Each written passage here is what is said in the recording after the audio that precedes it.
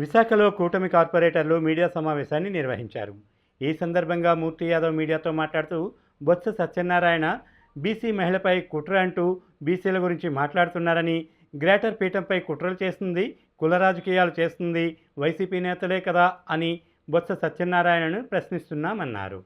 సత్యబాబు గారు ఈయన నిన్న మాట్లాడుతూ బీసీ మహిళ యాదవ సామాజ వర్గానికి చెందినటువంటి బీసీ మహిళ మీద అవిశ్వాస తీర్మానం పెడుతున్నారని చెప్పి నిన్న మాట్లాడుతున్నాడు. ఆయన బీసీ మహిళ మీద అవిశ్వాస తీర్మానం పెడతామని చెప్పి కుల రాజకీయం చేద్దామని చెప్పి ఆ విధంగా రాజకీయంగా లబ్ధి పొందామనుకొని బొత్స సత్యబాబు నిన్న మాట్లాడుతూ ఉన్నారు. నేను సూటిగా బొత్స సత్యనారాయణ గారు కానీ వైసీపీ నాయకులు కానీ ఒకటి అడుగుతున్నా, నిజంగా మీకు విశ్వాసం ఉంటే, నిజంగా మీకు మీ కార్పొరేటర్ల మీద విశ్వాసం ఉంటే మీ కార్పొరేటర్లు మీరు ఎందుకు ఎత్తుకుపోతారో, ఎందుకు దాచిపెడతారో? పోనీ కార్పొరేటర్లు అంటే పోనీ పక్కన పెట్టండి, జారిపోతున్నారు, లేకపోతే వాళ్ళ మీద నమ్మకం లేదు, వాళ్ళు దోచుకుందంతా ఎక్కడ బయటపడిపోద్దో, అభివృద్ధి చేయలేదని చెప్పి ఎక్కడైతే కూటమి ప్రభుత్వానికి వెళ్ళిపోతున్నారని చెప్పి భయపడతాను అనుకోవచ్చు. ఏం బొత్స సత్యనారాయణ గారు, మీకు మీ మేయర్ మీద విశ్వాసం లేదా? మేయర్ వాళ్ళు విశాఖ నగరంలో ఉన్నారా? నగర మేయర్ని కూడా ఎందుకు తీసుకెళ్లిపోయారు మీరు? దానికి సమాధానం చెప్పండి.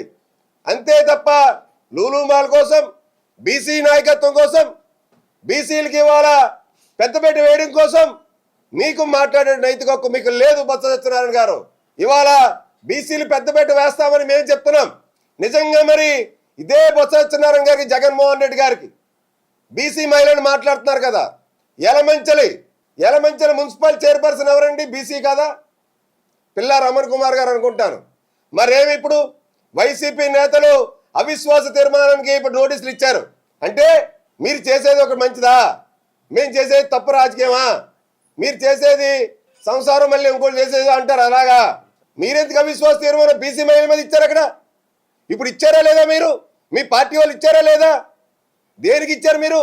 ఇవన్నీ మానేసి మీరు నీచమైనటువంటి కుల రాజకీయాల్ని, నీచమైనటువంటి మీ దోపిడీ ఎక్కడైతే బయటపడతా ఉందని చెప్పి ఇవన్నీ కూడా మీరు గ్రహించి కళ్ళబొల్లి మాటలు చెప్పి మీరు వాళ్ళకి అడ్డుకట్టు వేయాలంటే అవిశ్వాసం తీర్మానం పెట్టి వాళ్ళు ఏవైతే G20 పేరుతోని, TDR పేరుతోని అభివృద్ధి ముసుగులో వాళ్ళు జీవీఎంసీ సంపదను ఏ విధంగా దారి మళ్లించి కోట్ల రూపాయలు దోచేశారు, అందుకు అవిశ్వాస తీర్మానం పెట్టాం.